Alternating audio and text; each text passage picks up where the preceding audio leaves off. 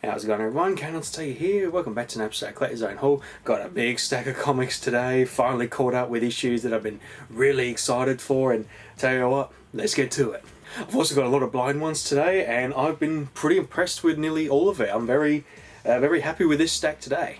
To kick things off, we got issue 1 of Cyberpunk 2077. You have my word. I just finished the game recently and I had a good time with it, and I did have a good time with I think it was a one-shot of Cyberpunk 2077 before the game released, and I quite enjoyed that, and I actually really like this one. I'm pretty hooked. I'm going to keep it on my sub list. It's only 4 issues, which is perfect for me, short and sweet, and yeah, just with what's going on at the moment, I won't say too much because what happens, it sort of happens in the game as well. If it happened at the end, so I won't say too much in case no one wants spoilers. And we've got issue 2 of Redemption. I am really enjoying this run. I'm really hooked on it and can't wait to pick up issue 3. Alright, I've got issue 1. This is just, I just saw it and I'm actually a big fan of this character that I've followed 2 runs of her comics, I think 2015 and 2017, and I haven't really seen her around since, but I tell you what, I'll just show issue 1 of Silk, and really good. I enjoyed this one. I actually really did enjoy it. I don't know what it is. I think her name, I've forgotten her name, Cindy Moon, I think her name is. When I first read the comic of hers in, it would have been 2015, I'm sure of it. I really like the character, and it's good to see now she has another comic out, and yeah, really good read. So much, I want to get issue 2. Alright, I've been really looking forward to this one. Got read through it and just loved it. Can't wait for issue 3. Issue 2 of Vampirella, and I can never get a name. Purgatory. Really fun, this one. Well, not fun. It's quite not scary, but very bloody, very murdery, but it's the kind of Vampirella comic that I'm loving. It's like I've mentioned a few times, I love my cutthroat, funny Vampirella, cheesy kind of Vampirella, not the very serious and, you know, oh man, I've had a really bad day today, you would never believe it. That kind of Vampirella. I'll tell you what, I'm going to save these 2 for last, because I timed it so well with reading both of them that I was just like, oh! Alright, they had this one, they showed me, because they know I'm a big fan of Red Sonja, and I thought, you know what, I'll grab it, and they said, you know, for a $5, got Marvel Feature presents Red Sonja, She-Devil with a Sword. Read through it, pretty beat up. It's, you know, met its time, but I'll tell you what, really fun and really good to see, you know, how Red Sonja was back when, you know, she first started. You know, first issue. First issue, new from the creator Conan. Yeah, her first official issue. I thought it was a first issue of just a standalone comic, but no, this is her first appearance, and good to have in the collection. Had a really good time with issue 1. They got issue 2 it, and I enjoyed this one too. Harley Quinn, really loving this run at the moment. I kind of liking her sort of, not body cop, but you know, she's a good guy now, or good, yeah, whatever you want to pronounce it. And another guy, quite a big clown dude, and he wants to be good, and he's sort of teaming up with her, and it's quite funny. Because of the shipments being very messed up, just with, you know, things going on in the pandemic and stuff, I got a double feature. I got Vengeance of Vampirella 16 and 17, and oh, we're finally hitting the end, I think. What's his name? Adam finally turned, because he's been working with against Vampirella, and he's been waiting for his moment, and he finally did it, hit her from behind, and Nyx is back to full health and ready to wage war, and I think 18 is where it's going to wrap up. Can't wait. Alright, we've got another blind one. This cover just really caught my eye. Issue 1 of The Old Guard Tales Through Time. I liked it at the start.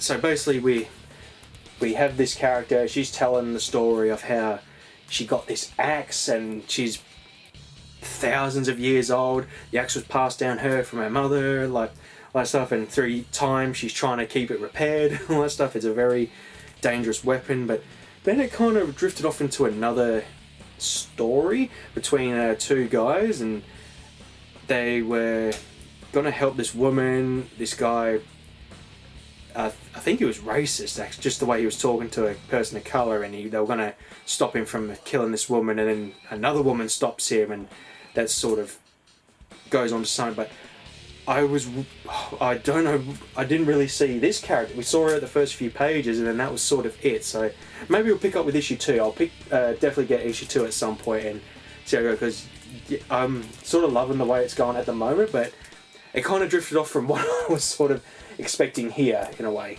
It's like me picking up a Vampirella comic and we're following a completely sort of different character, if you know what I mean. Actually, I think that's happened at some point. I'll shut up.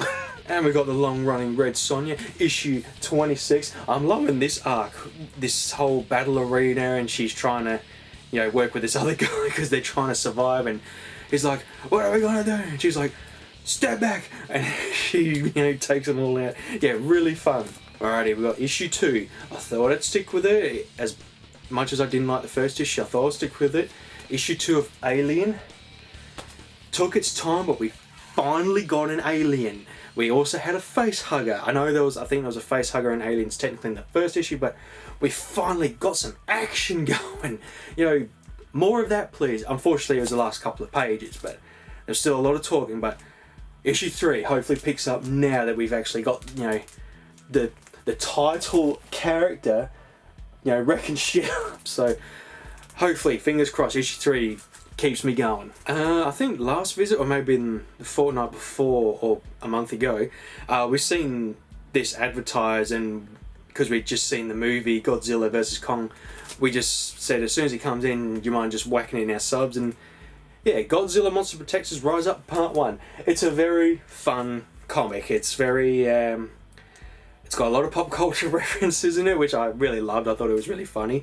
And it's pretty much as if Cartoon Network or like Nickelodeon had made the show, and it's very sort of kid based, you know what I mean. You're not going to see Godzilla eat another Titan's head basically, but actually I'll never know, it'll probably happen at some point. But yeah, it was really fun. Now this is a very badass cover. Issue 3 of Sonja Versal. Just look at it. It's so gorgeous, holy crap. And yeah, I'm liking where it's going at the moment. She's building up a kind of team at them. There's like 4 Sonjas and taking on the Sonja Hell Queen. I forgot the name. And yeah, just a very, you know, different story for Red Sonja. You know, with these different universe Sonjas. It's really fun, but damn, that cover, really awesome. Right, save the best for last, because like I said, it was just amazing how I read the right comic first, then read the other one. I have issue 5 of Vampirella the Dark Powers and issue 4 of Red Sonja the Superpowers, and I read this one first before this one, and I'm so glad I did, because the good thing with this Red Sonja one, so at first the superpowers are trying to, you know, they assume she's a threat. Then they find out, no, she seems okay, let's try and bring her on. So they bring her onto the team and all that stuff, and they're trying to help her kind of adapt with them. At one point they know that she hasn't really got sort of, what's the term, etiquette? You know, oh, you need to get out of those clothes, it's practically a bikini, you need a proper uniform. She's like, alright, and just takes the bra off in front of everyone, and it's like, so they're trying to teach her like manners and all that stuff, which is really funny. She gets a really cool suit. Actually, I'll show the suit. They make her a really awesome battle outfit. There we are. So there's her suit, looks really cool, full chainmail. Oh, I nearly missed it. So gear off. Like, wait, what are you doing? Well, the moment, so got her onto the team, good training day, and then she goes off to bed. I'll just get to that one. She had a lot of fun because she's got flying ability, like she's got wings so she can fly, so she thought that was really cool. So she goes off to bed, and some guy, she thinks he's trying to cop a feel, so she sneaks up from behind, goes to kill him. No, but what really is happening, he's like, no, there's danger, we need your help, I've come to wake you up, there's something going on, there's a threat that we need to stop. And guess who that is? Vampirella. Because in the previous issue of Superpowers, something goes wrong and the superpowers turn on Vampirella, which then, wait for it, so the superpowers are against Vampirella. How could you do this to us? We trusted you, you destroyed our planet. So she's like, oh shit, I gotta get away. guess who's fucking waiting for her? Sonya. So I timed that so well, reading that first, the issue 4 of Sonya, to see who the threat was, because I wasn't expecting it. I thought, it's been so long since I read the issue, I forgot what happened, and I turned the page and I'm like, oh shit, and that one just cherry on top. I am really enjoying these runs at the moment, and Purgatory, I can never remember the name, but yeah, these are just such great runs of Vampirella Red Sonya. They are killing it with those two characters, and yeah, just a good time with that one. I'll tell you what, I'm going to make a note, because I keep all my comics on my computer, like what I've got, what's in each box. I'm going to put a note on these ones to say that these two are my favourite issues to just read over and over. Alright everyone, I haven't forgotten this time, my next KHT CGC comic. Now, there was loads that I wanted to do, but just with timing and everything, this was the perfect moment to pick this one, and I really enjoyed the run for this, especially when the game came out. I was playing the hell out of it, and then when getting into the comic shop for the first year or so, seeing that they were releasing comics around the game, and I thought, right, I want to follow, put that on my sub list. I think it was one of the first ones that I actually did on my, when I first got to Collector Zone and start buying comics there. And I originally, I definitely got this one, but there was many variants of it, and I thought, nah, this one is going to be the one I pick for my next KHC CGC, and that is issue 1 of Mortal Kombat X, the Sub-Zero cover. Just saw the movie recently and loved it. I had a good time with it. The characters were fun. I loved where they were going with the story, and it was good, bloody combat, fighting stuff. It was just a perfect formula for me, and I thought my next KGCC was definitely going to be Mortal Kombat X, and I really enjoyed this run, like I mentioned, and the game. See, 11 I'm just not happy with, but Mortal Kombat X I really enjoyed. I don't know why I enjoyed it so much. I'm just trying to think. Like, the story was, I think what it was, it just, with MK11, the time traveling stuff I didn't like, but I loved the story of MKX.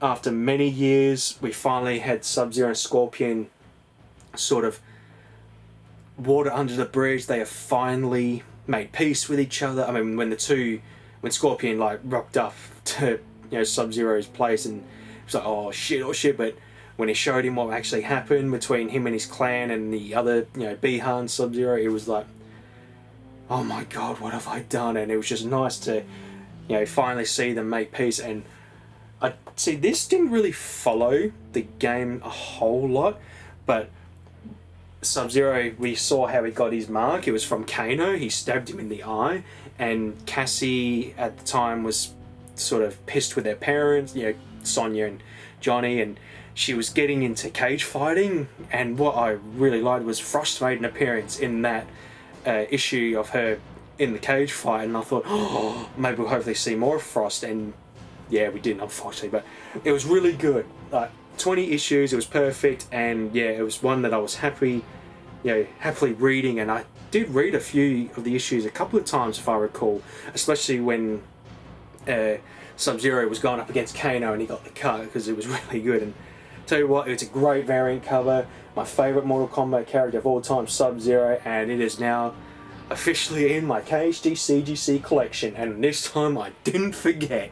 It was just perfect time. I mean, it was a time between another comic, but it was just with the movie coming out recently, and I absolutely loved it, and it was just perfect time. Everyone, I got a figure today. For my wrestling collection, I now have Darby Allin. He's one of my favourite wrestlers in AEW at the moment.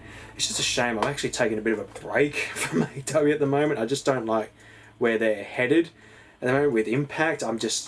Too much is going on, in my opinion, so I just thought I'll let them do what they need to do, and then hopefully they can kind of slow down a little bit. But they got the comic shop got a load of AEW figures in, and one of them was Darby, and I thought, awesome, I'll grab it, because they also had, I think they had the first wave, but there was but I already had a Chris Jericho. They had the Chris Jericho, I think, standard one. They had the Moxley with the title, Riho, I think's her name. They got her in.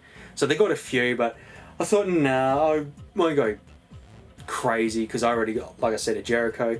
I'm not a huge fan of John Moxley. I mean, I was a big fan of the Shield, like Dean Ambrose, but not so much now. But Darby Allin, he's really awesome. I love when he's in the ring. I just love his work, just how he moves, and I'm never bored with him. To me, he's like the Jeff Hardy of today of wrestling.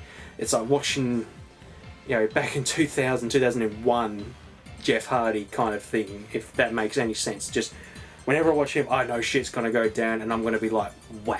And I normally do open them up in Collector Zone Haul, but I might start doing it for my Kane unboxes now, because I like when I'm sat at my desk and I can open it and get some really good sort of angles on it. But whereas like here I'm unboxing, oh yeah, here you go, trying to get it in, whereas if I was at my desk I can try and get it more clearly, if you know what I mean. More comfortable that way.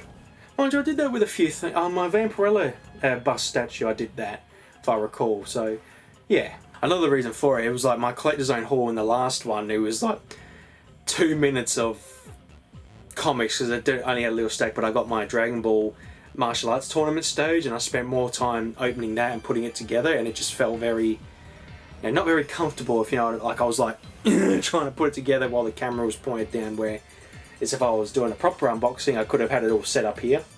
Alright, well, and that's the end of this episode of Collector Zone Haul. Thank you all for watching, and I will see you all later.